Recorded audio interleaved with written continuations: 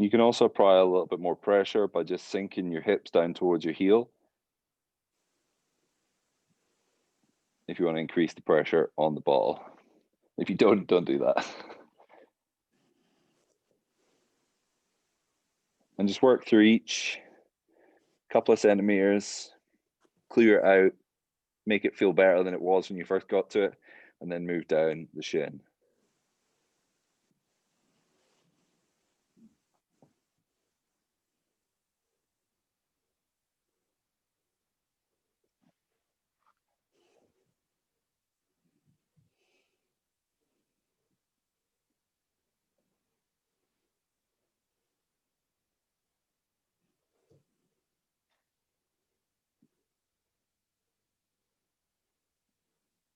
All right, we'll swap legs.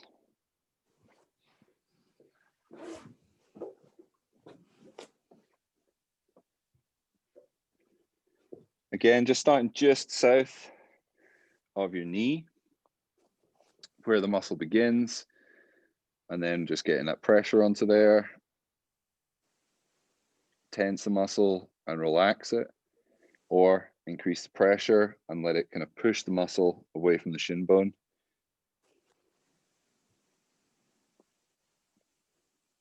And again, once you've cleared out a little bit, move down a centimeter or so, and then go again.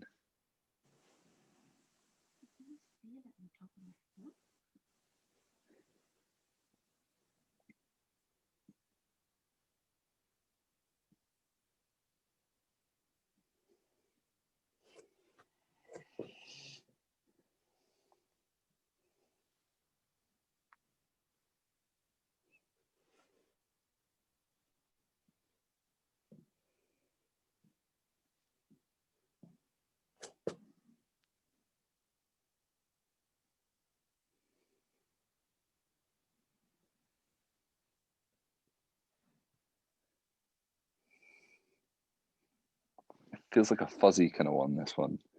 It just feels like hot and fuzzy the whole way down your shin. Well, it does for me anyway.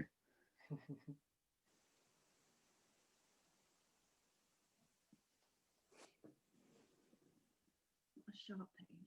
Might never sharp.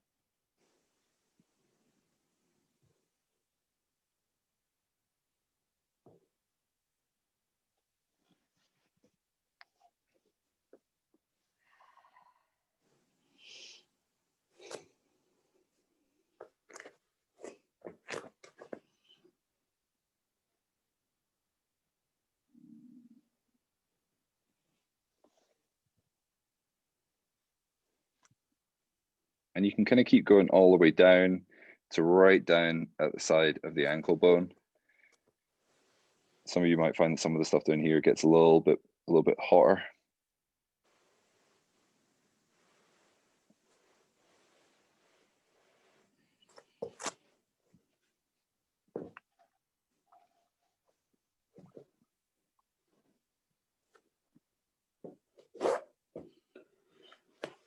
All right, and then we're going to come up and we're going to come into just a relaxed lunge, okay? So once we're up in our lunge here, we are just going to push the knee forwards as far as it will go. And then from here, once you're kind of in a comfy position, we're just going to push the knee forwards and out. Okay, so we're just going to glide. Once we're in this position, we're just going to push on that knee out the way and let it come back in. Okay, and out the way and let it come back in.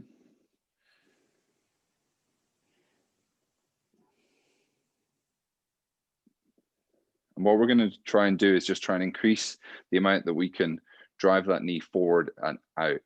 All right, and it's absolutely essential for good depth on the squat to be able to get that ankle not only to go forwards but also out. Okay, so we've got to clean out the corners of that, and we're not looking to come right down into that lunge necessarily. We're looking to like really increase the amount of pressure we've got through that hand as we drive out.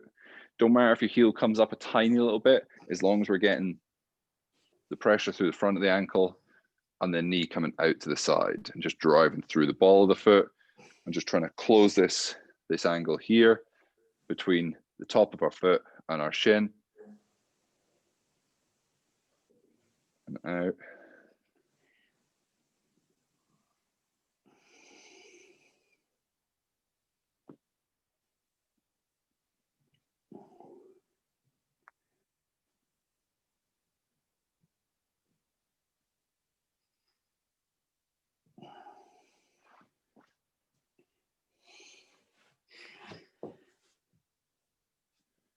And this isn't so much about sort of hanging out in one position, it's just about taking the knee and moving it through that center to as far out to the side as it will go position, and just getting your ankle a bit more used to getting out there as you're coming down to that squat.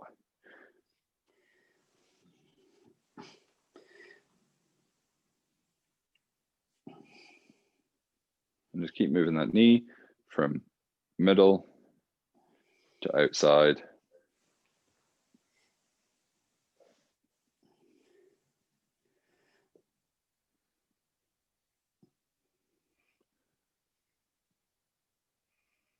And just keeping the pressure down. For me, it's once I get to about a minute and a half, I start to feel a bit more pressure coming into the front of the ankle crease there, and a little bit more tug on the back of the ankle. And that's basically just you starting to free off a couple of extra degrees. There was a meta-analysis of looking at a study of studies a while back, where they found that people in under 15 minutes of ankle stretching and calf mobility could get upwards of 2 to 5 degrees of extra range of motion in the ankle through just working on these things. So you can definitely get big benefits. It's just making sure that you do it regularly enough that it starts to become more deep rooted. All right. And then we'll ease off that one. And a good way to see if it feels like it's any better is if you come up and if you go down into a squat, it should feel like that knee just tracks out a lot easier and forward and out to the side than the other. It just seems to slip into a good groove there.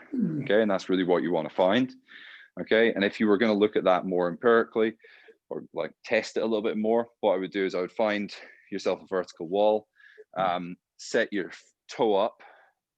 I think was it 5 inches is the standard, and you want to set your toe up 5 inches from that surface and be able to send your knee forward and touch it off that vertical surface. So that's a good sort of like rule of thumb for being able to sort of say I've got decent ankle flexibility or decent ankle range of motion. So it's a good one to kind of test. And if you want to try and improve that, you want to basically increase the distance that you can come away from that vertical surface. So that's one to have a little look at. In your own time, like grab a ruler, see how far you can get your toes away from a wall with no footwear on and still get your knee to touch that wall. Let's dig into the other side. We'll try and free that one off as well. So coming into that passive lunge, just in this position, from there, pushing forwards and then just moving the knee out. I'm just going to glide it in and then out. We're not really stretching the hip flexor on the rear leg or anything. It's just kind of there for support. We're just mostly wanting to get the pressure into the calf and the ankle on that lead foot.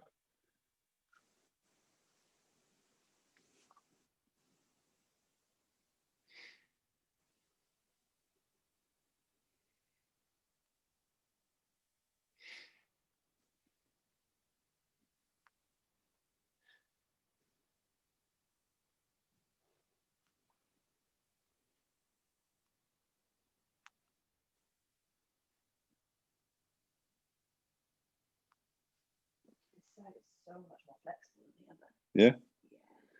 Yeah, some of you might find that one side is definitely better than the other. Especially those of you who had ankle injuries before.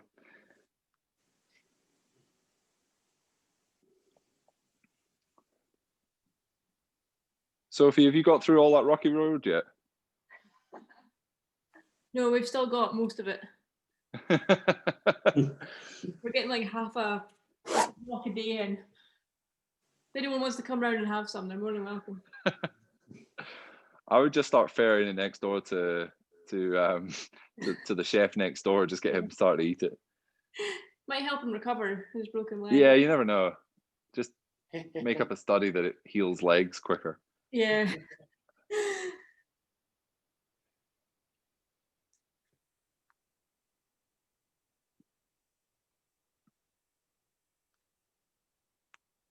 No, we're pretty excited. We're going to get Mark in on the weekend, and we're going to do a cook along with him.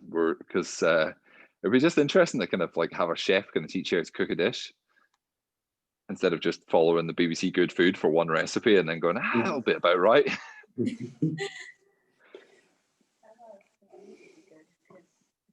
technical. Yeah, I'm intrigued to see what he comes up with.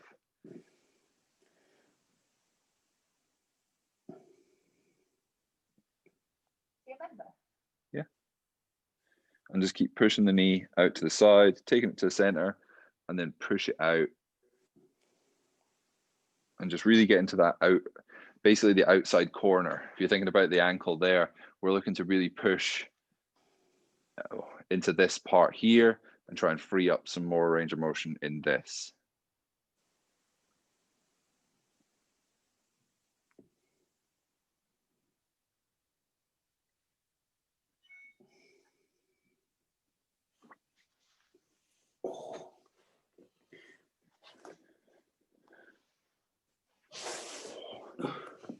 All right, we'll just come down to sit in a second, and we're just going to sit on our heels, okay, and just camp out here. All right, and this is a really nice way of just releasing off the shins through there, and also just giving your ankles a little bit of freedom from all that compression. And you can take that from just straight here, or if you've got sofa behind you, you can kind of lean back on that, or if you want to come all the way back down to the ground, and you're able to do so, come down onto the elbows there.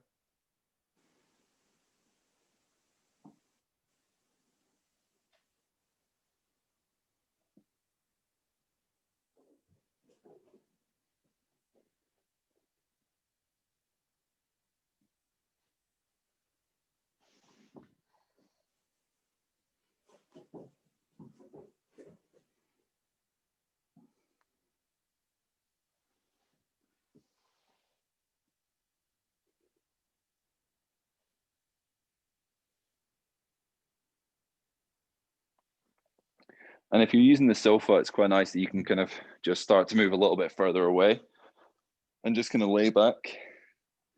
I'm just going to camp out there quite happily. And really all we're doing here is we're not really focused quite so much on this as a quad stretch, but more on just releasing off the ankles and shins. Especially if you're one of the folk that get burning shins doing air squat holds or anything like that, then it obviously means your shins are having to work a load to try and pull you into really good, strong ankle dorsiflexion. So you can kind of just chill it there, release off the tissue here and up into the front compartment of the shin, which is a nice one to get into. We're kind of at half past, but if anyone doesn't have to rush off, we're just going to get into a couple of back bits at the end there, just to kind of like finish off, because it was a request for that, and didn't want to spend it all on the calves. So we're going to use the ball, and what we're going to do is we're going to try and work on high glute. Okay, we're going to try and work on basically where it stops being your bum and starts becoming your back, that kind of border there, usually where your jumper finishes. Okay, and what we're going to do is I'm going to use the sofa. You don't have to do it this way, but we're going to come up into a 90 position here with my knees up above my hips, and I'm going to place that ball underneath that high glute there, and from there just dropping the knee out to the side and then closing it back up again. Try and squeeze the glute and then release, and just try and increase the pressure through there, and effectively like peeling from the center point where the tailbone is across. And so you're heading in the direction to the outside of your body and rolling across that side, and just try and release some of the tissue at the top of the glute.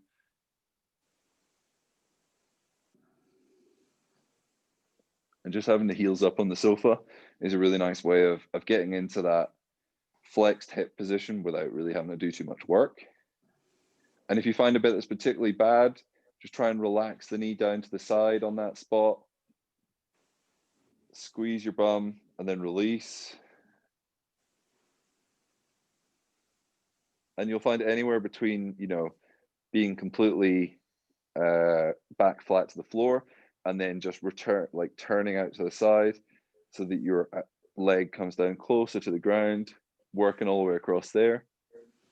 you might find parts in there that come towards your side that need a little bit more time. And just hunt for those spots with the ball just sitting in underneath, applying pressure.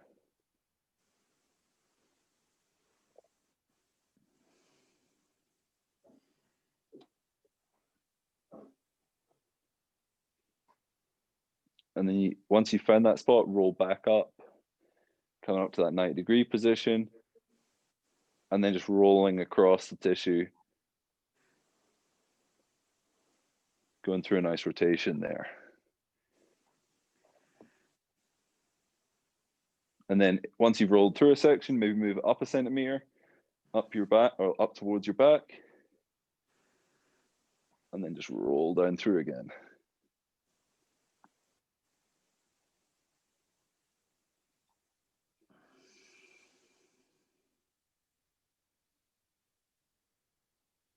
All right, we'll swap sides. Again, starting just to the side of the tailbone, where it starts to become muscle, your lower back / upper bum. And just roll across again, dropping that knee out to the side until you find the bits that feel the worst.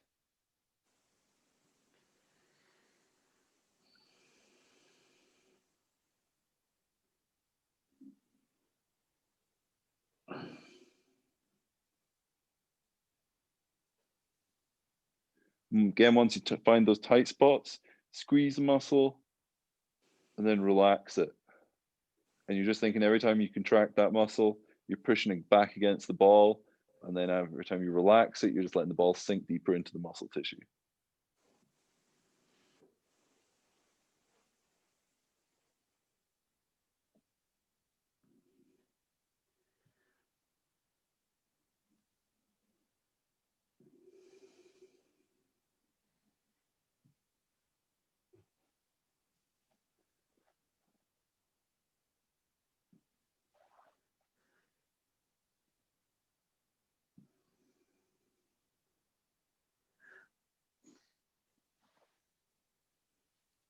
We're lying on the floor here and we can hear the kids underneath us singing songs in their beds. They're singing like bedtime sea shanties. Made up bedtime. Yeah.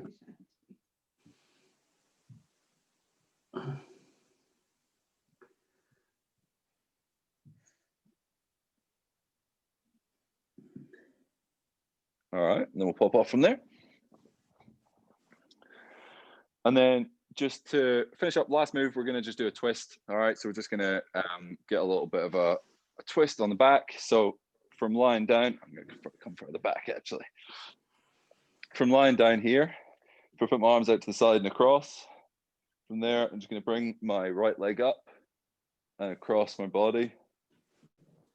And I'm going to look to my right hand. So my right leg's coming across, looking at my right hand, and then just relaxing through. And I want to try and reach that toe as far away from me as possible. So there's as much distance between my right toe and my right fingers as there possibly can be. Take a nice big breath in and relax. You're not looking to rest your foot on the ground, you're just looking to reach it away.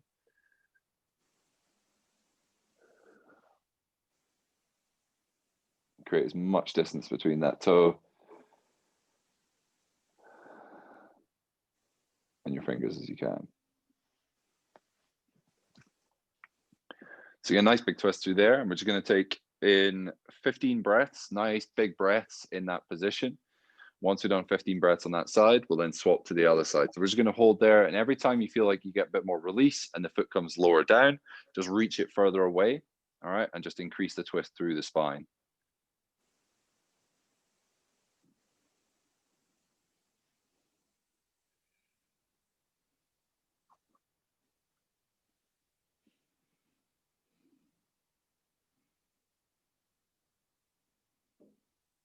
And just try and think about every time you take that breath in, just really inflate the whole of your torso, all the way from the neck down towards your hips. Get as much air in there as you can. And then as you release that breath, just try and think about reaching that toe even further.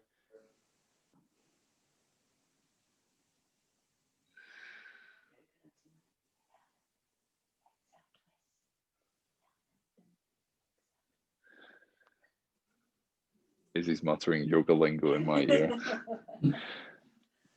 Something about breath being magical and healing. All right. And once you've done your 15 breaths on that side, then switch to the other side. And we're going to go for 15 breaths on that side. Again, come to center. That's a bit of yoga lingo there. And then this time you're going to be reaching your left leg up into the air and then across your body as far away from your left hand as you possibly can do. Try not to kick your partner there if you're doing this as a doubles act.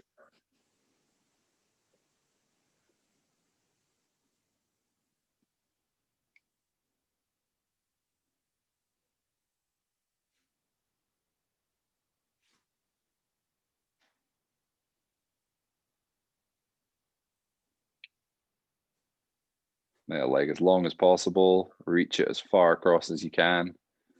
And then as it's starting to fall towards the ground, as you breathe out, just let it go and then reach it further on.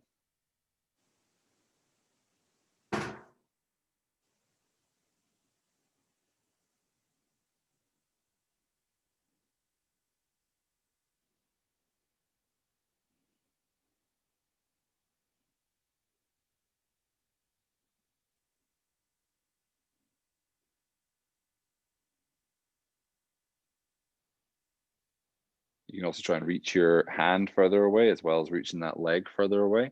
Just increase the twist. And once you've taken your 15 breaths, just bring your feet back together and just come up.